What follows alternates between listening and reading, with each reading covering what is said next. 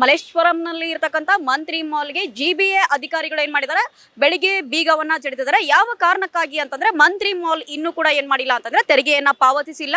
ಎಷ್ಟಿದೆ ತೆರಿಗೆ ಅಂತ ನೋಡೋದಕ್ಕೆ ಹೋದ್ರೆ 3,81,460 ಏನಾಗಿದೆ ಅಂತಂದ್ರೆ ತೆರಿಗೆಯನ್ನ ಇವ್ರು ಏನ್ ಮಾಡಿದ್ದಾರೆ, ಉಳಿಸ್ಕೊಂಡಿದ್ದಾರೆ. ಆ ತೆರಿಗೆಯನ್ನ ಕಟ್ಟಲೇ ಇಲ್ಲದ ಕಾರಣಕ್ಕಾಗಿ ಏನ್ ಮಾಡಿದ್ದಾರೆ, ಇವತ್ತು ಬೆಳ್ಳಂಬೆಳಗ್ಗೆ ಜಿಬಿಎ ಅಧಿಕಾರಿಗಳು ಈ ಒಂದು ಮಾಲ್ ಅನ್ನ ಏನ್ ಮಾಡಿದ್ದಾರೆ ಅಂತಂದ್ರೆ ಲಾಕ್ ಮಾಡಿದ್ದಾರೆ. ಕಾಣಿಸ್ತಿರ್ಬೋದು ನಿಮ್ಗೆ ದೃಶ್ಯಾವಳಿಗಳಲ್ಲಿ ಯಾವ ತರನಾಗಿ ಜನರು ಏನ್ ಮಾಡಿದ್ದಾರೆ ಅಂತಂದ್ರೆ ಇಲ್ಲಿ ಮುಗಿ ಬಿದ್ದಿರೋದು.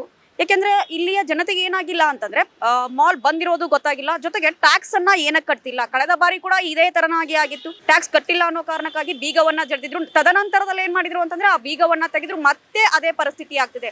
ಇದೊಂಥರ ಆಟ ಆಗ್ತಿದೆಯೋ ಏನೋ ಗೊತ್ತಿಲ್ಲ. ಯಾಕಂದ್ರೆ ಸಂಪೂರ್ಣವಾಗಿ ಒಂದು ಟ್ಯಾಕ್ಸ್ ಕಟ್ಟಿ ಆಮೇಲೆ ಮಂತ್ರಿ ಮಾಲ್ನ ಓಪನ್ ಮಾಡಿಸ್ಬೋದಾಗಿತ್ತು. ತದನಂತರ ಕೆಲವೊಂದಿಷ್ಟು ವೇಳೆ ಏನ್ ಮಾಡ್ತಾರೆ ಅಂತಂದ್ರೆ ಮಾಲ್ಗೆ ಬೀಗ ಹಾಕೋದು, ಆಮೇಲೆ ತೆಗೆಯೋದು. ಇಲ್ಲಿ ಏನೋ ಒಂಥರ ಆಟದ ಸಂದರ್ಭ ನಡೀತಿದೆ. ಅಂದ್ರೆ ಆಟ ಆಡ್ತಿದ್ದಾರೆ ಏನೋ ಅನ್ನುವ ಪರಿಸ್ಥಿತಿಯಲ್ಲಿ ಏನಾಗಿದೆ ಅಂತಂದ್ರೆ ಮಂತ್ರಿ ಮಾಲ್ನ ಕಥೆಯಾಗಿದೆ. ಗೊತ್ತಿರ್ಲಿಲ್ಲಮ್ಮ, ನಾ ಇಲ್ಲಿ ಬಂದೇ ಗೊತ್ತಾಯ್ತು. ನಾವು ರಾಜೇಶ್ವರಿ ನಗರದಿಂದ, ಇವರು ವಿಲ್ಸನ್ ಗಾರ್ಡನ್ ಇಂದ ಬಂದಿರೋದು.